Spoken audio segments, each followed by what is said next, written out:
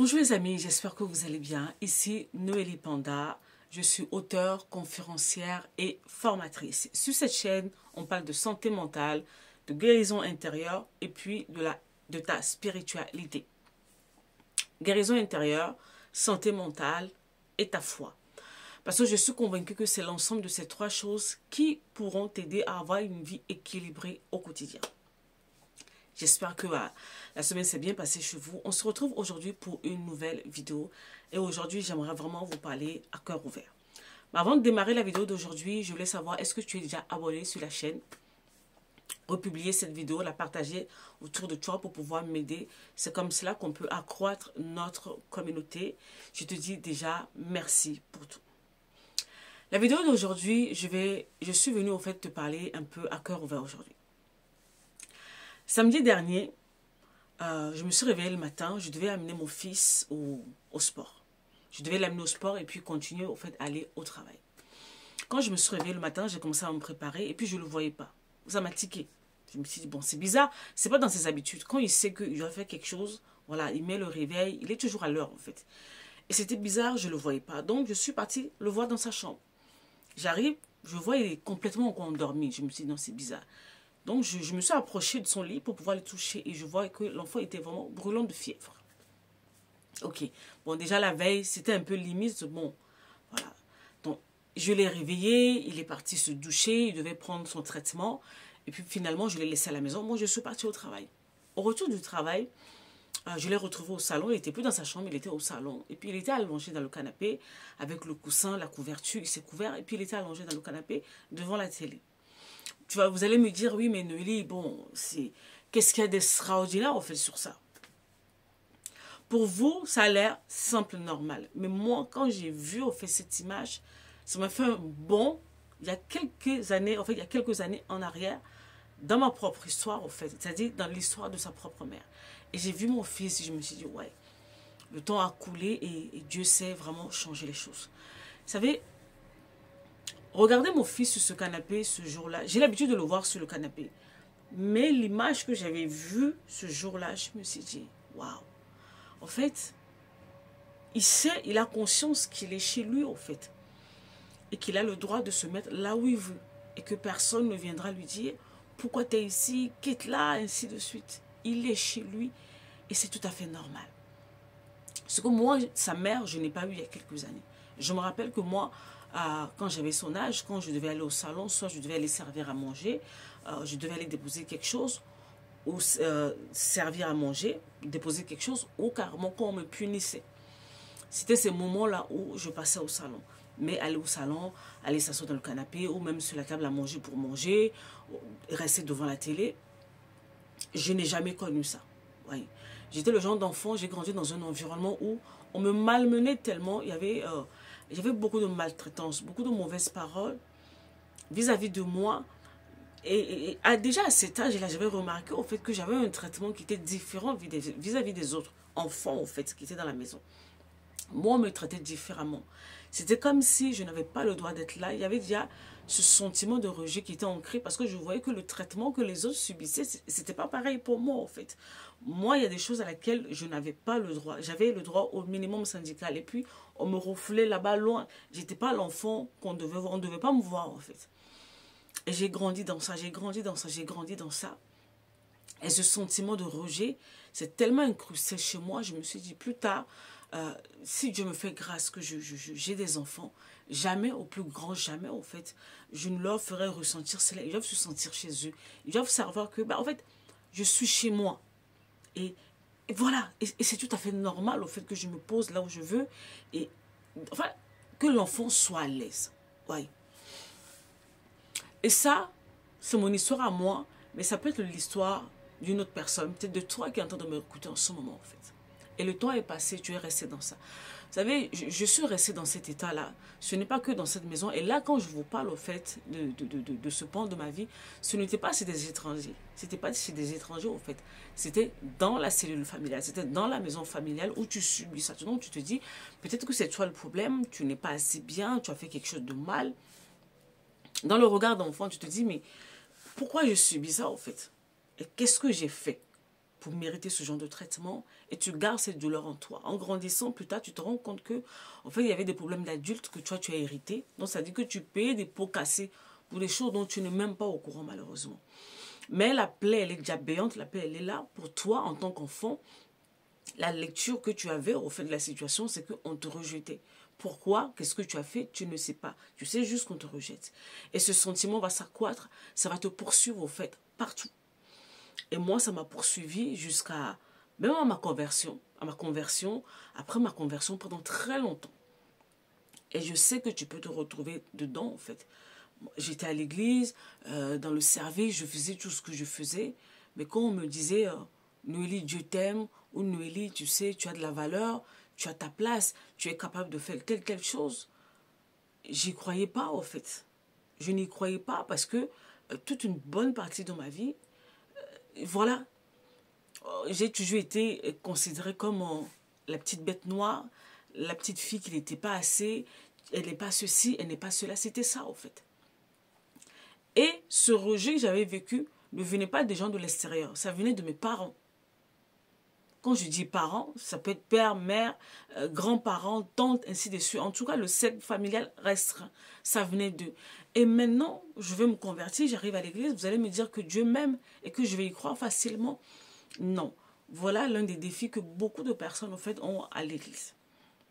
Ils ont vécu tellement des rejets dans la famille que maintenant, même convertis, ils ne croient pas que Dieu puisse les aimer.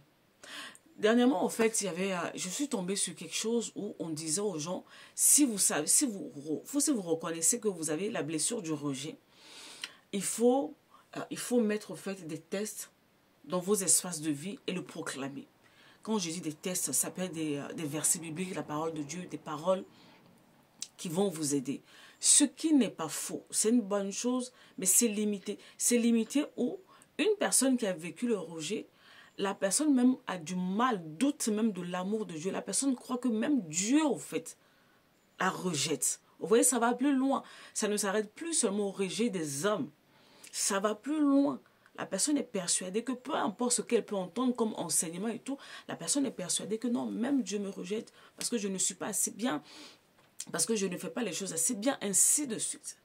Donc, au préalable, il y a un travail qui doit se faire dans sa relation avec Dieu, au fait. Tant que ce travail entre elle et Dieu ne se fait pas, elle ne va jamais croire les choses que Dieu dit sur elle, et la personne va avoir du mal à décoller dans la vie et dans tous les domaines. C'est pour ça souvent quand on vous dit, vous parlez de la destinée, oui, je rentre dans ma destinée, je rentre dans ma destinée. Mais tu n'y crois même pas, au fait, à ce que Dieu t'a dit. En fait, tu y crois, mais tu y crois dans la tête, dans ton cœur ne l'a pas accepté. Combien d'entre nous, en fait, on se promène avec ce sentiment de syndrome d'imposteur, de je ne suis pas assez bien, je ne suis pas digne, je ne suis pas capable, je n'ai pas ceci, ainsi de suite. Combien d'entre nous, combien de fois, quand il t'arrive des choses difficiles dans la vie, tout de suite, tu penses que Dieu te punit, ou Dieu ne t'aime pas, ou Dieu est contre toi. Vous savez, beaucoup d'entre nous, on a, en guillemets, des problèmes avec Dieu par rapport à ce que nous avons vécu. Et je crois dans cette saison, c'est l'une des choses que Dieu veut réellement, en fait, toucher dans nos vies. Beaucoup d'entre nous, on a des problèmes avec Dieu. Mais le pire est qu'on n'ose pas se l'avouer. Est-ce que vous savez que beaucoup de personnes sont à l'église, mais sont en colère contre Dieu? Par rapport à ce qu'ils ont vécu. Pourquoi Dieu a permis ça? Pourquoi moi? Pourquoi il n'a pas arrêté? Et pourquoi ceci? Pourquoi cela? Ils sont en colère contre Dieu. Mais vu qu'on leur a dit que la colère, ce n'était pas chrétien, que voilà, ça faisait pas trop spirituel, ils ont enfui ça, cela. Mais ça se ressent dans ta relation, en fait, avec Dieu. Tu ne le crois pas. Tu n'as pas confiance en lui. Regarde comment tu mènes ta vie. Regarde comment tu fais les choses dans ta vie.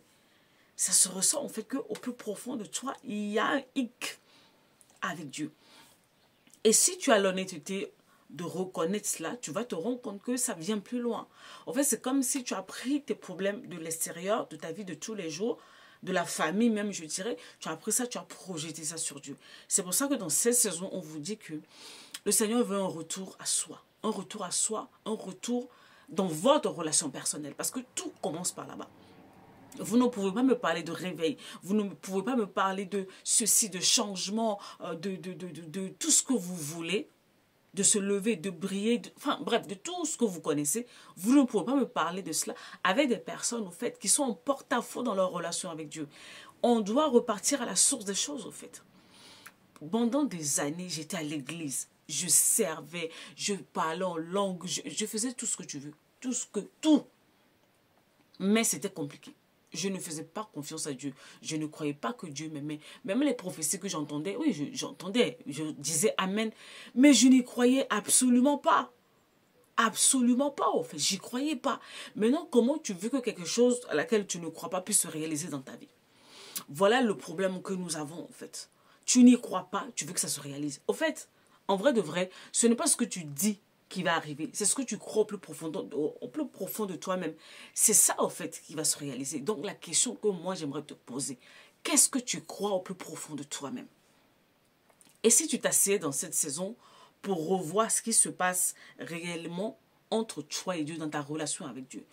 Vos blessures intérieures, vos blessures émotionnelles, ces choses que vous avez vécues dans vos vies respectives, vous les avez ramenées au fait dans votre relation avec Dieu. Alors, vous priez, mais la relation, elle est biaisée. La relation n'est pas vraie, la relation, elle est fake. Tu le sais, je le sais, nous le savons. C'est juste que tu fais semblant. C'est normal que les choses ne peuvent pas changer. Les choses ne peuvent pas évoluer. Il ne peut pas avoir, au fait, une transformation réelle dans ta vie parce que le fond n'est pas bon. Je sais que tu es en colère contre Dieu. Une personne quelque part, tu es en train de m'écouter maintenant. Je sais que tu es en colère contre Dieu. Et tu as tout à fait le droit, je ne sais pas ce que tu as vécu. Mais il est temps que tu puisses t'asseoir pour réparer cela. Être en colère, ce n'est pas ça le problème. Mais tu n'es pas censé t'arrêter là, au fait. Vous savez, il y a quelques années, j'ai perdu ma mère et j'étais en colère. J'étais en colère contre Dieu. Mais ça n'a pas coupé notre relation. J'étais en colère. Mais en même temps, je lui posais la question, mais pourquoi, en fait? Et puis, au-delà de tout, je sais que tu as toujours raison. Mais pour que je puisse arriver à ce level-là de réflexion, c'est parce que dans le passé, j'ai fait un travail de profondeur et que je sais que Dieu ne veut pas mon mal. Dieu n'est pas contre moi. Dieu n'est pas un père fouettard. Dieu n'est pas là pour me punir, pour me faire du mal. Dieu n'est pas l'auteur de toutes les mauvaises choses qui peuvent m'arriver dans la vie. Il n'en est pas l'auteur. Et il ne désire pas me faire du mal. Cette conviction-là, je l'avais maintenant. Et même quand les situations maintenant se présentaient à moi, au-delà de humainement parlant, les émotions que je pouvais ressentir, je savais que non. En fait, le gars, il avait raison. Il avait raison, en fait. Et ça m'aidait, en fait, à pouvoir tenir. Alors, où est-ce que toi, tu en es dans ta relation avec Dieu? Où en es-tu réellement, concrètement, dans ta relation avec Dieu? La relation, elle est apaisée. La relation, elle est vraie. Comment tu vois la relation? Comment tu l'aperçois? Un père distant? Est-ce que tu le considères comme un père déjà? Ainsi de suite. Autant de questions. Autant de questions que j'aimerais que tu puisses te poser quand tu vas écouter cette vidéo. Cette vidéo-là, prends-la, mets-la quelque part. Enregistre-la, je ne sais pas. Et reviens là-dessus. Et pendant que tu l'écoutes, sois vrai, honnête avec toi-même pour déceler les choses là où il y a les failles au fait entre toi et la relation avec Dieu. Parce que c'est la base, c'est le socle. Si tu ne répares pas ça, tout ce que tu vas essayer de bâtir au fait plus tard, ça va être du sable mouvant. Tu vois, parce que la base n'est pas solide. Dans cette saison, un retour à soi. Le retour à soi, le retour à vous-même et le retour dans votre relation avec Dieu. Ce mot-là, tu vas m'entendre dire cela pendant tout 2025 parce que c'est le mot que j'ai reçu en fait la fin de l'année dernière pour ma communauté pour 2025. Que ce soit pour vous ou pour moi, un retour à soi dans notre relation avec Dieu. Plus vrai, plus authentique, plus sincère. C'est ça la clé, la base. Et puis tout le reste va aller autour. C'est de ça que je voulais te parler aujourd'hui. Cette blessure du rejet que tu traînes, que tu as maintenant projetée dans ta relation avec Dieu. Il est temps que tu puisses t'asseoir et que tu puisses la traiter en profondeur. Parce que ça bloque beaucoup de choses dans ta vie. Dans l'accomplissement des choses que Dieu t'a dit, ce problème-là, ça te bloque. Il est temps de régler cela. Je compte sur toi. Prends soin de toi et puis on se retrouve bientôt pour une nouvelle vidéo. Surtout, n'oublie pas au fait de t'abonner sur la chaîne. Bye bye.